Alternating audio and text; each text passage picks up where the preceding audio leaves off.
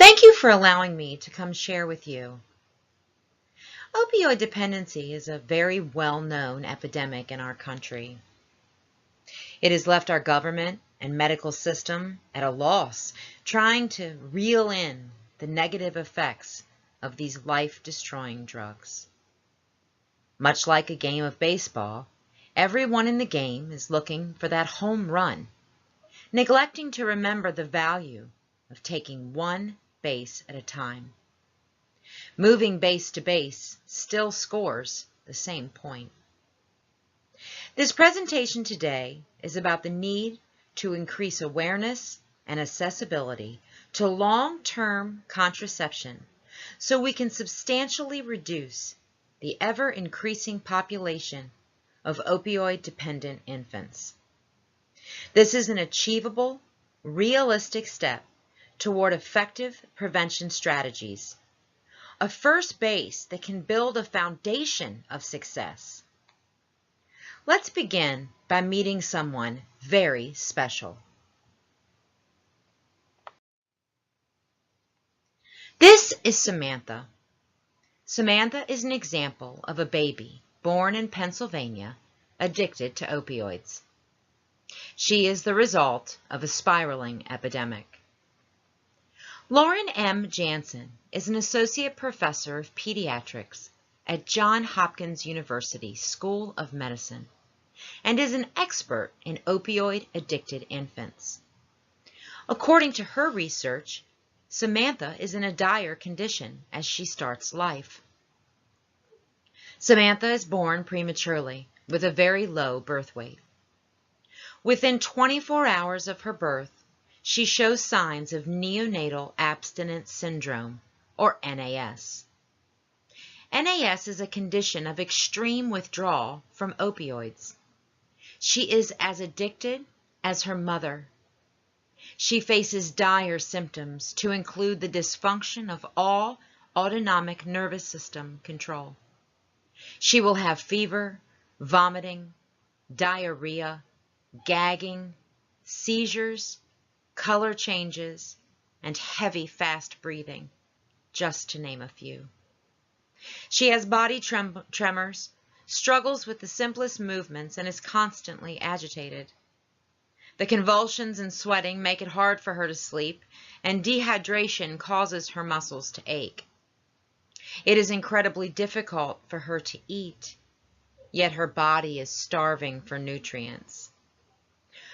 Her doctor tries not to use medication, but he is forced to use morphine so that she will rest and eat as her weight continues to decrease to fatal levels.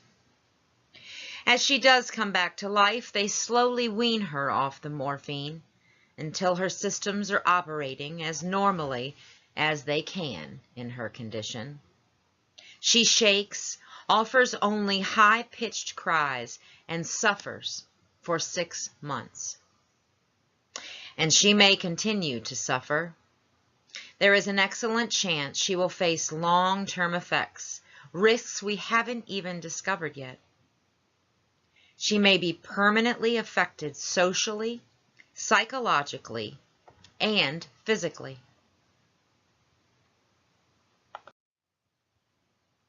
Samantha's mother had no intention of getting pregnant and had no idea she had free access to birth control. Now that Samantha has arrived, she doesn't want her, besides the fact she is unable to give her the care she needs. Samantha ends up in the system and her mother on the streets.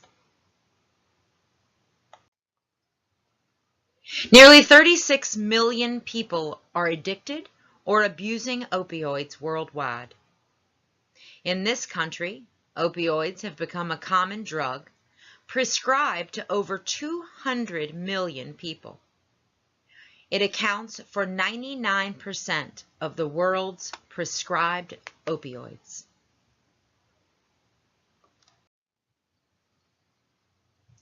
Not estimating for adolescents and underreporting. 5 million of the world's addicts are right here in the United States. Pennsylvania is one of the nation's top struggling states, boasting the 6th highest overdose rate in the country.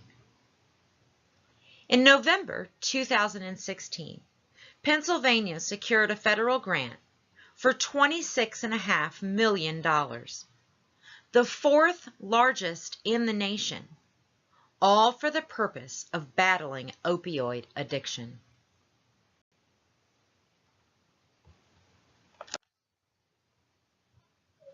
With such a large surge in opioid addiction, the same can be seen in the infants born addicted to these drugs. The statistics in our state are staggering. In the last 15 years, opioid use in pregnant mothers has increased by 510%, hospital visits by 120%, and needed hospital time by 119%. In this same 15 years, births have seen an 870% increase in neonatal abstinence syndrome, with neonatal hospital stays up by 250%.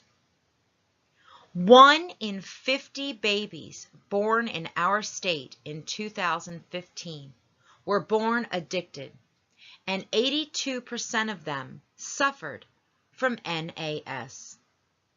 It is a crisis.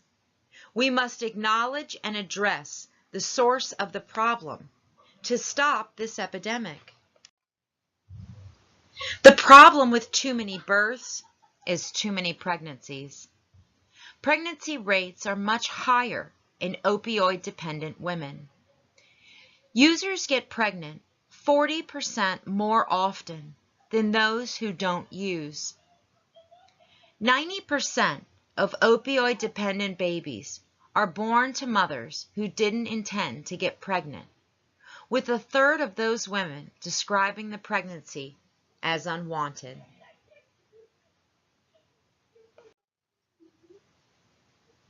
Opioid-dependent women have an unmet need for effective birth control. Most female users do not use contraception, only about 24%. You may think it's the mother's drug addiction that prevents her from making good choices about birth control, but it's not. Opioid-addicted mothers can easily comprehend and act on these decisions. Our problem lies in the lack of accurate information, obstacles in the assessment of what they need, and a lack of support from our medical community to gain access to birth control.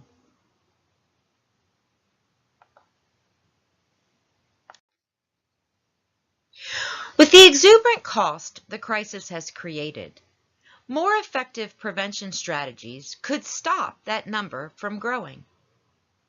In the instance of preventing pregnancy, we have an opportunity to reduce the cost greatly. Last year alone, addicted infants cost the state an extra $20 million in added expenses, needing 5 times the length of care as a normal birth.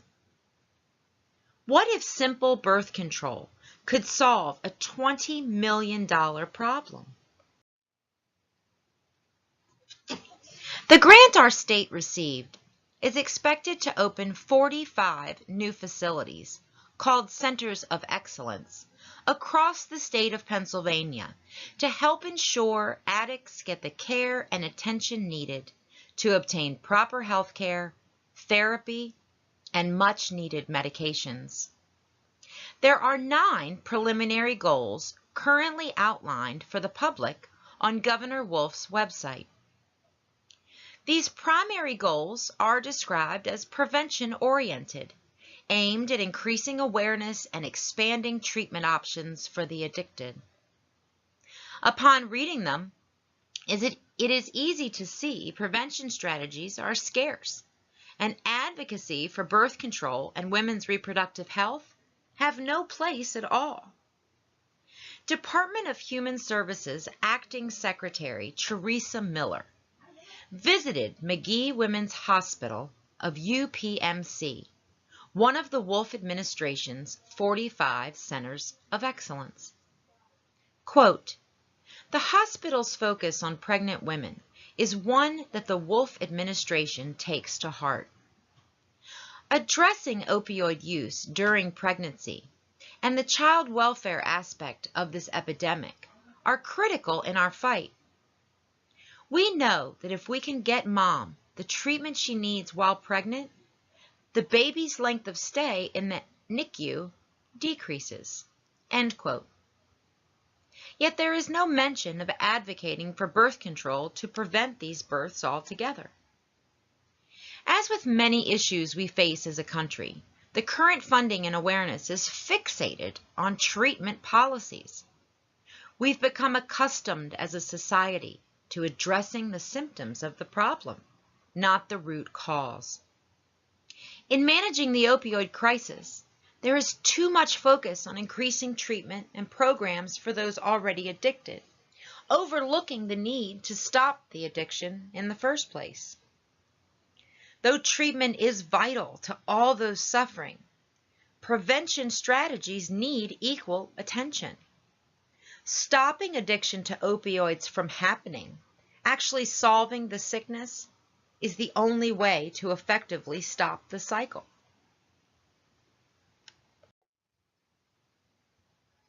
Last November, the Wolf administration signed a new bill into law. This bill expanded the Medicaid system to pay for long-acting reversible contraceptives, or LARCs. LARCs have many wonderful benefits. They can last for several years, are reversible, and are the most effective form of contraception next to abstinence, a vasectomy, or tubal ligation. LARCs are a low-cost means of reducing unintended opioid-dependent births. As the launch of this system anticipates a 6% increase in LARC use among the general public just in the first year, it's exciting to think what a 6% increase in use among opioid-addicted women would do. Even 6% would be a huge accomplishment.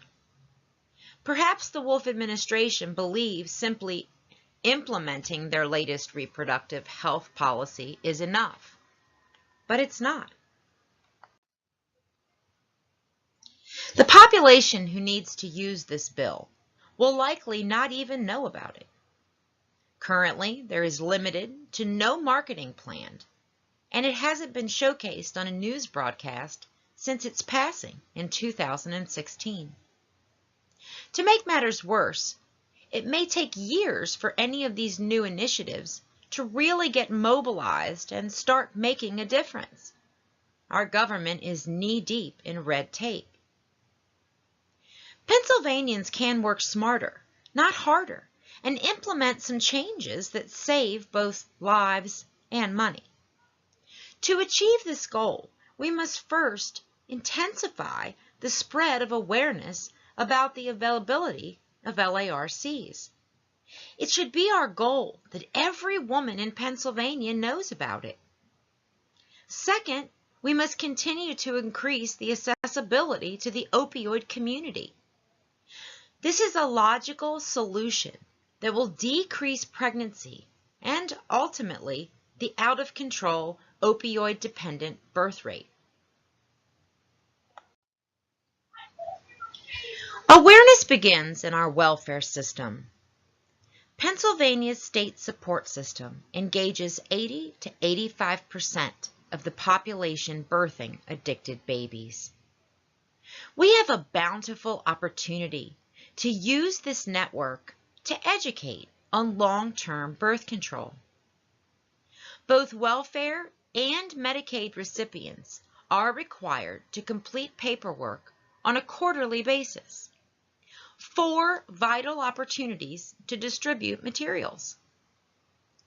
Every time a welfare recipient receives a renewal packet or completes an interview, they are asked about their voter registration. If a participant needs to register to vote, both adequate contact information and a registration form are included for them to complete in every packet. That's repetitive follow-up care about their voting status. This attention should now be paid to the wellness and reproductive care of our participants. If the welfare system engages such a large percentage of this population, there is a fabulous opportunity to educate and implement mandatory semantics and procedures. All professional staff in the state in contact with opioid-addicted persons should be trained in the mandated language to offer resources and data on reproductive care. The mention of birth control should be as customary as the suggestion to go to rehab or stop smoking. Adding simple questions about wellness checks and birth control choices to the required forms and interview process may actually encourage a participant to reach out for more information. Even a simple sheet like the voter registration form could easily be included. In coordination with Wolf's new initiative, the calls and forms would go directly to the new crisis centers, where they can be immediately scheduled for an appointment and guided through our healthcare system. It's time to get our priorities straight. If we care about welfare recipients at all, show them by encouraging their health, not their voter status. Increasing our users' accessibility to LARC can come in many ways. We need to keep taking steps in the right direction, creatively, using the resources we already have available. There is so much we can learn from other states, already deeper in the prevention fight. They understand that opioid users are underinformed and often feel lost navigating the healthcare system. Oregon and 9 other states are already passing and implementing innovative legislation to make birth control available to everyone through a pharmacist or even over the counter. In Oregon, almost half the pharmacists in the state have been trained in their new program. Pharmacists are already reporting in the first year that 90% of the patients they've seen so far are now receiving birth control. That is the kind of breakthrough change I know the Wolf administration will get on board with.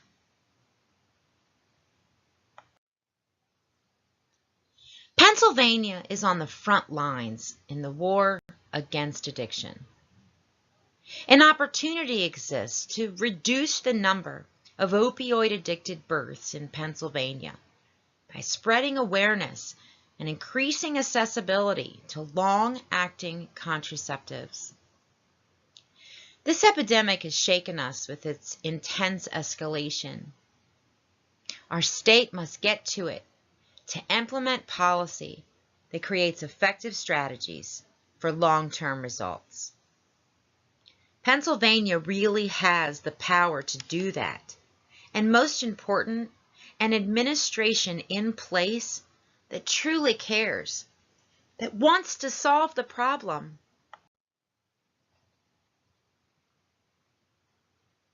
It is said that teamwork makes the dream work. Together, let's create something to be proud of for all the Samanthas out there. We have the power to change the legacy we leave behind. Innovative, low-cost avenues are at our fingertips. May Pennsylvania pave the way for intended, happy, and healthy babies. I know you can do it. Thank you so much for being with me today.